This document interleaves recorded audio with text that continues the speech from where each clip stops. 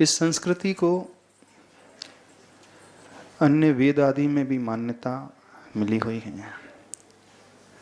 जब हम महाभारत के इस पर्व को देखते हैं, श्री कृष्ण जी अर्जुन को जब संबोधन कर रहे थे, युद्ध के लिए तैयार कर रहे थे, एक श्लोक आता है, आरोहस्व रथम पार्थम गांडीवम करे कुरु निर्जिता मेदिनी मन्ये निर्ग्रंथा यदि सन्मुखे।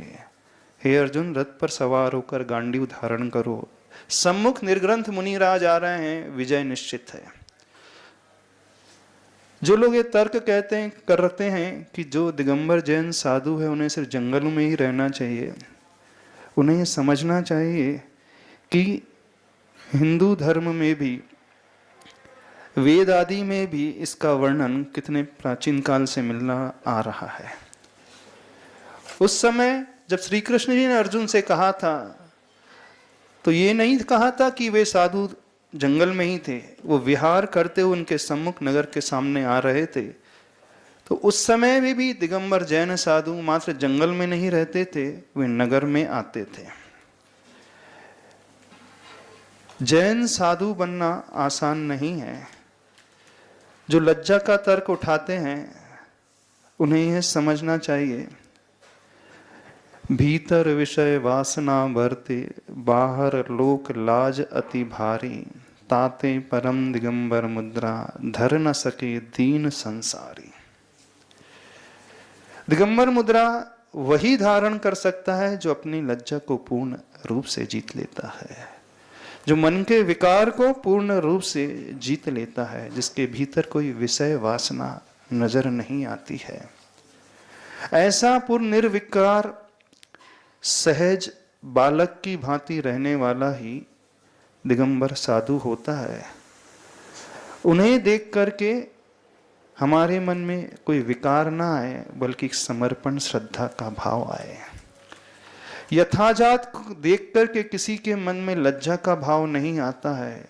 यदि मन में विकार आ रहा है तो वो स्वयं की कमी है और हमें स्वयं की कमी को दूर करना चाहिए। बहुत सारे ग्रंथों में, भारतीय संस्कृति में यह वर्णन सुनने को, पढ़ने को मिलता है।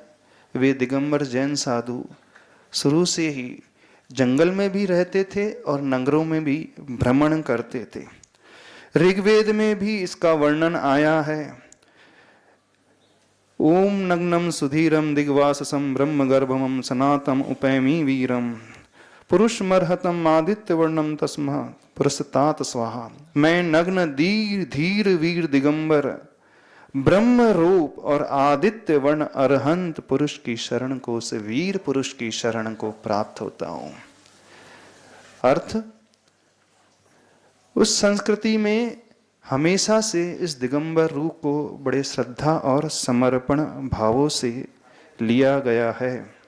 तो आज जो लोग तर्क कर रहे हैं कि जैन साधुओं को कवड़ में रहना चाहिए, वन में रहना चाहिए, उन्हें समझना चाहिए इनसे ज़्यादा त्याग तपस्या और किसी की नहीं होती है।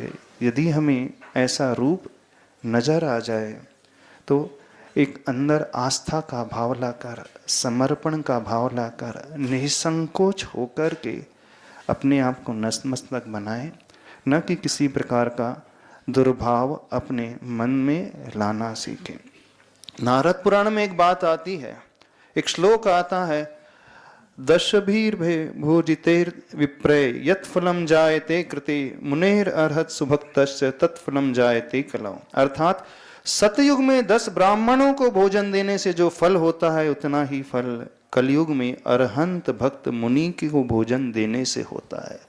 तो मुनि को भोजन जो है जंगल में जाकर के नहीं दिया जाता था। मुनि को भोजन जो है अपने ही द्वार पर आने पर, द्वारा परीक्षण करके जब वे ग्रह में व्यक्ति उन्हें आमंत्रित करता था, भक्ति करता था, वहीं पर वो भोजन देता था। उस समय ये सारी बातें अन्य हिंदू पुराणों में लिखी हैं।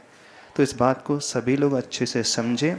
ऐसा नहीं है कि दिगंबर जैन साधु मात्र जंगल में ही रहते थे, वे जंगल में भी साधना करते थे और नगरों में भी भ्रमण करते थे और बड़े श्रद्धा भाव से, शक्ति से संपन्न होकर त्याग और तपस्या की जो मूर्ति होते थे, जो भी उन्हें देखता था श्रद्धा से अवश्य नतमस्तक होता था। तो अपने आप को